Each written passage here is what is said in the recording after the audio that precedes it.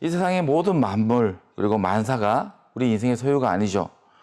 그리고 우리의 통치 아래, 경영 아래 있는 것 같지만 아무것도 우리의 통치와 지배, 경영 안에 있는 것이 아닙니다.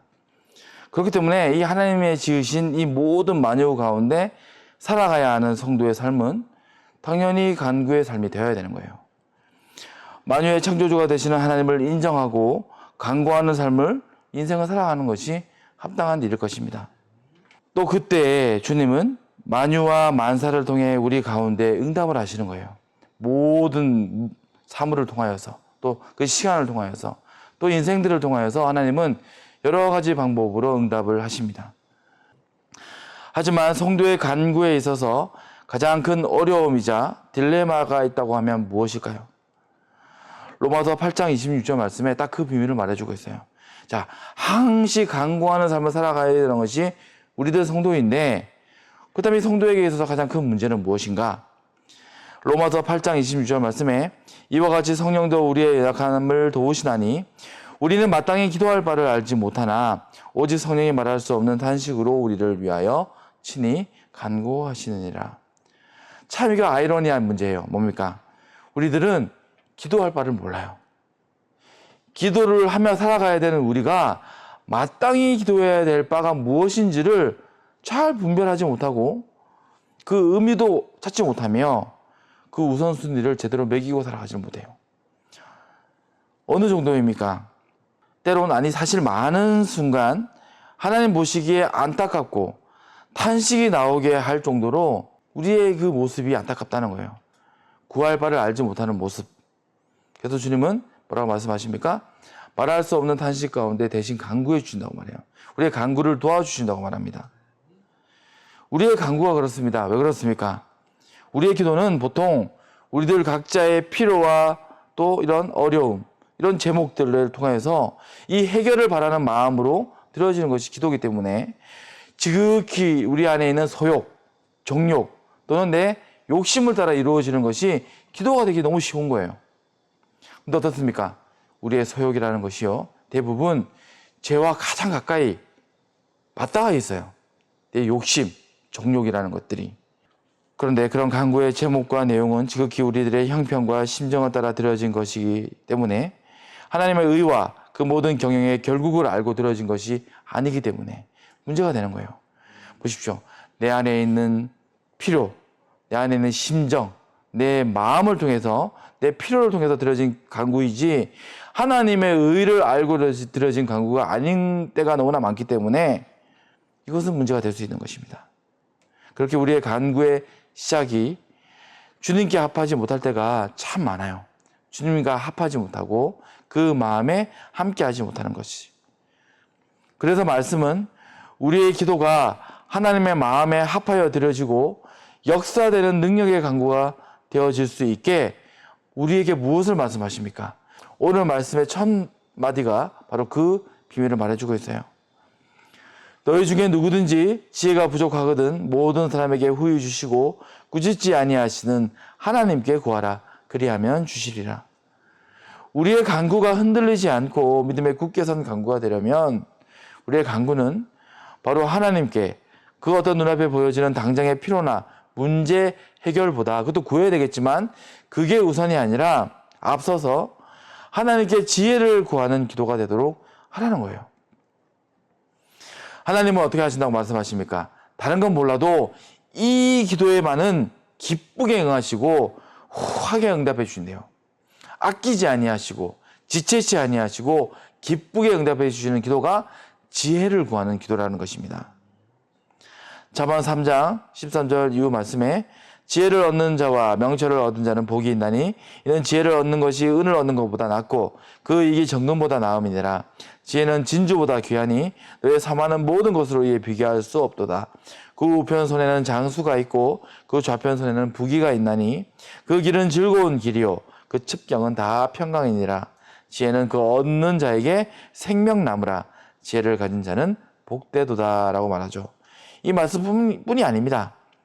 오늘 말씀뿐 아니라 또 방금 읽었던 그 말씀뿐 아니라 성경의 잠언서나 지혜서의 많은 구절들, 그 외에도 수많은 말씀의 구절들 가운데 이 지혜의 필요와 간구에 대해서 피력하고 있음을 우리는 발견하게 됩니다. 그렇다면 대체 왜 이 지혜를 간구함이 그토록 그 어떤 사모할 만한 만물보다도 중요한 간구의 제목이 되며 또 하나님은 그 간구를 기뻐하시는 것일까?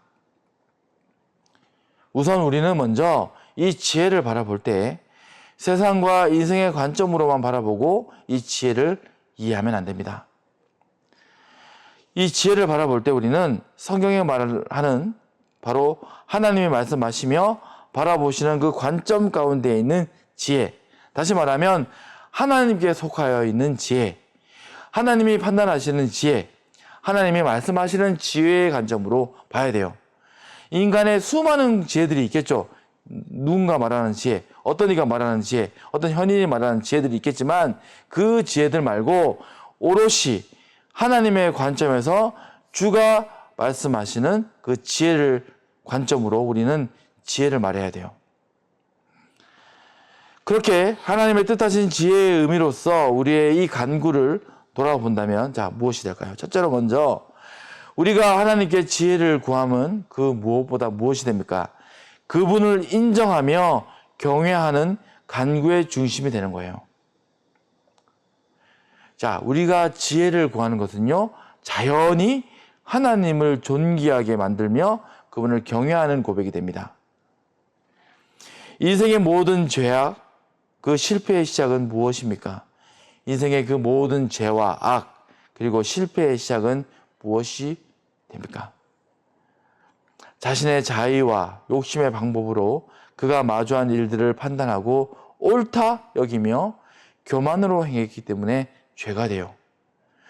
내 지혜로 옳다, 내 지혜로 이것이 맞다, 내 지혜로 교만하게 행했기 때문에 죄를 짓는 것입니다. 바로 자신의 지혜를 합당히 여기고 맹신했다는 것이 문제가 되는 거예요. 솔로몬의 전도서가 말한 헛되고 헛됨의 이유는 무엇입니까? 이 솔로몬은요, 자기 지혜를 믿고 살았어요. 자기 지혜를 맹신하며 살아가다 보니까 어느 순간 깨닫게 되는 거예요. 야, 실패했다. 내 지혜를 믿은 것이 헛된 게 됐구나. 그리고 뭘 말하죠? 하나님을 경외함이 지혜의 근본이라는 말을 해요. 이런 우리 인생이 하나님께 지혜를 구하면 결국 무엇을 말하는 것입니까? 하나님께 지혜를 구한다는 것은요, 바로 자기 지혜의 어리석음과 실패할 수밖에 없는 나의 죄성을 먼저 자복하는 것이고요, 인정하는 것입니다. 하나님의 지혜를 먼저 인정하는 것, 그 지혜를 구하는 것은요, 내 지혜는 틀렸습니다. 이미 내 지혜로 말하지 않겠고 내 지혜로 결정하지 않을 것이며 내 지혜로 행하지 않겠습니다. 이걸 인정하는 거죠. 그렇게 하나님께 지혜를 구하는 자는요, 자연히 자신의 무지와 하나님의 공의를 인정함으로 간구를 시작하는 것이 됩니다. 나의 지혜의 없음과 하나님의 공의에 옳은 것을 인정하는 간구가 되는 거예요. 그래서 하나님은요, 그 기도를 기뻐하십니다. 존귀하게 보세요. 다른 건 다 차치하고 어떤 지혜로운 자의 간구, 어떤 거룩한 옷을 입은 자의 간구가 아니라 나를 부인하는 이 기도의 시작, 하나님을 인정하는 간구의 시작을요, 가장 존귀하게 보시고 기뻐하시는 거예요. 그리고 후히 주시는 겁니다. 그리고 그에게는요, 어떻게 하십니까? 당신의 의를 아낌없이 보여주시고요, 그 결국 이루어질 그 모든 일을 결국까지도요, 숨기지 아니하십니다. 그 지혜를 구하는 자에게는 그 예가 누구입니까? 바로 바울이에요. 바울의 간구가 그 예가 됩니다. 그 육신의 가시와 고통 때문에 그는 3차례 간곡히 구했습니다. 자기 육신의 기도죠. 자기 마음 안에 피로의 간구. 하지만 그 간구 가운데 그는 다른 걸 얻게 됩니다. 응답을 받게 돼요. 그 기도가 바뀌게 됩니다. 오히려 그는 그 문제의 응답이 아니라 하나님께 지혜의 영적 선견을 얻게 되었고요, 오히려 기뻐하게 됩니다. 여전히 그의 고통의 가시도 그 안에 있었지만 그는 기뻐했고요, 그것을 자랑할 정도로 그 응답은요, 강력했고 확실했어요.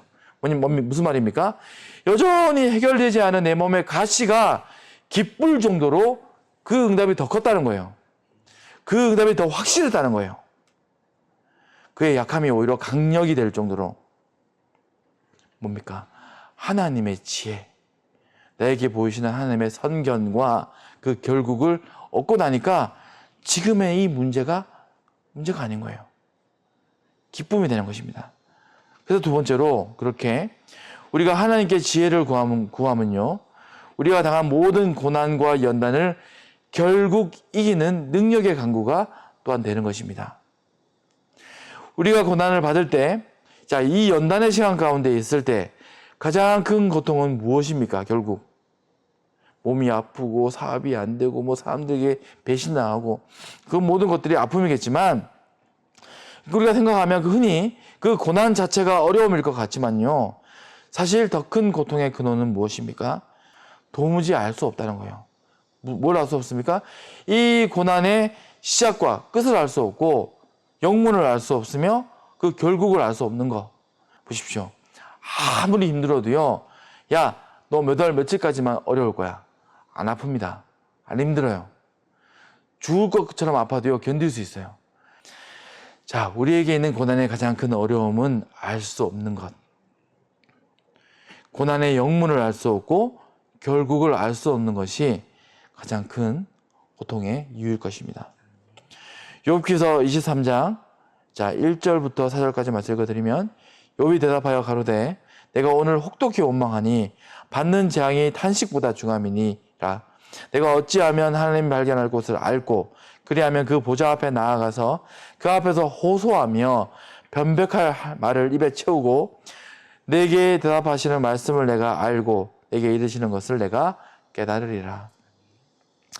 극한 고난과 고통에 있던 욥은요, 그 고난의 정점에서 당장 그가 당한 이런 죽음과 고통의 구제보다도, 죽음의 형벌 또는 고통의 구제보다도 하나님을 만나 묻고 또 듣고 싶어 했습니다. 하나님, 답을 좀 주세요. 하나님, 제가 묻겠으니 답을 좀 주세요. 이 고통의 영문, 이 고통의 시작과 끝 좀 알려주세요. 왜? 아픈 건 내가 감내하겠는데 대체 왜? 그리고 욥은요, 그 간구에 응답을 받습니다. 자, 오늘 말씀처럼 욥은 뭘 구했기 때문입니까? 하나님을 구했어요. 뭘 구한 거죠? 하나님의 지혜, 하나님의 의도, 하나님의 의, 하나님의 마음, 하나님의 방법을 구해요. 고난의 정점에 가서야 그걸 구하죠. 그렇게 그 말씀의 끝에 욥은 하나님을 만났고 그분의 공의와 지혜로 자신의 모든 것을 다시 보게 돼요. 그전에는 자기의 지혜로 봤던 일들을 이제 딱 끊고 하나님의 지혜로 자신을 다시 보고 고난을 다시 보며 모든 것을 다시 봅니다. 욥기서 42장 2절 말씀에, 2절 이후 말씀에 주께서는 못하실 일이 없사오며 무슨 계획이시든지 못 이루실 것이 없는 줄 아오니 무지한 말로 이치를 가리는 자가 누구니까? 나는 깨닫지도 못한 일을 말하였고 스스로 알 수도 없고 헤아리기도 어려운 일을 말하였나이다. 자기 지혜로. 내가 말하겠사오니 주는 들으시고 내가 주께 묻겠사오니 주여 내게 알게 하옵소서. 내가 주께 대하여 귀로 듣기만 하였사오나 이제는 눈으로 주를 배웁나이다. 그러므로 내가 스스로 거두어드리고 티끌과 재 가운데 회개하나이다. 욥이 하나님의 지혜로 다시 본 자신과 그 간구의 최우선, 응답의 비밀을 품은 지혜의 간구는 무엇이었습니까? 하나님의 지혜로 다시 보게 된 내가 간구해야 될 그 시작, 그게 무엇이었죠? 내가 스스로 거두어드리고 티끌과 재 가운데 회개하나이다. 이게 시작이에요. 이게 시작이고 이게 결국입니다.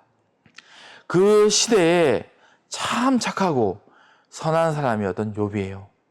딱 그런 자를 하나님께서 들어 쓰신 것이 상징적인 것입니다. 착한 사람, 욥보다 더 착한 사람이 없을 정도로 그 시대의 가장 착한 사람을 딱 찍었다는 것은요, 무슨 말이죠? 너희들 중 누구도 말하지 마. 욥보다 착하지 않잖아, 너희들. 내가 글을 들어서 너희에게 말할게. 그런 욥은요, 어쩌면 스스로도 의롭게 여기며 그가 누리던 그 모든 것의 중심에 자기를 세웠던 자인지 모릅니다. 그렇기 때문에 그는 그의 지혜로 말해요. 하나님에 대해서, 내 인생에 대해서, 고난에 대해서. 모든 것을 상실하고 고통받던 그는 그의 새 친구들과 논쟁하면서 잠시지만 자기의 의와 지혜를 주장하기도 했습니다. 근데 결국 욥은요, 이걸 자복해요. 먼저 그 친구들보다도, 그 누구보다도 먼저 그걸 인정하고 자복합니다. 내 지혜로 주장했던 하나님의 의. 그렇게 내 지혜를 주장함에 그는 자복한 거예요. 회개한 것입니다. 하나님의 지혜를 인정하고 높이는 선포를 그는 이룬 거예요. 그렇게 그의 친구들까지 그는 용서하며 그들의 구명을 위해서 기도하자 고난은 끝나요. 갑자기 아무것도 아닌 것처럼. 그리고 그가 욕심하여 구하지도 않은 모든 회복까지도 이루어지죠. 욥기서 42장 12절 말씀에 여호와께서 욥의 말년에 욥에게 처음보다 더 복을 주시니 그의 기업과 가정과 그 모든 것. 욥의 이야기만이 아닐 것입니다. 우리도 그러합니다. 우리가 그래요. 그래서 하나님께 우리는 지혜를 구해야 하고요. 그 지혜를 통해서 빨리 우리의 당한 고난의 시간들을 돌파해내야 돼요. 이 지혜를 구하고 이 지혜로 구해서 지혜를 구하고 지혜로 구해서 돌파해야 됩니다. 그렇게 마지막으로 우리가 하나님께 지혜를 구함은 결국 우리의 모든 기도의 제목에 참된 응답을 역사하는 간구이기에 우리는 지혜를 구해야 돼요. 우리가 하나님께 지혜를 구함이란 단지 우리 인생의 크고 작은 문제들의 응답을 얻고 그것을 해결하기 위한 목적만이 아니에요. 우리 직장 문제, 건강 문제, 내 자녀 문제 이걸 구할 때 이것만 씨름해서 풀어내는 게 간구의 목적이 되면 안 돼요. 하나님께 지혜를 구할 때는요, 우리는 그 너머를 볼 수 있는 은혜를 구하는 것입니다.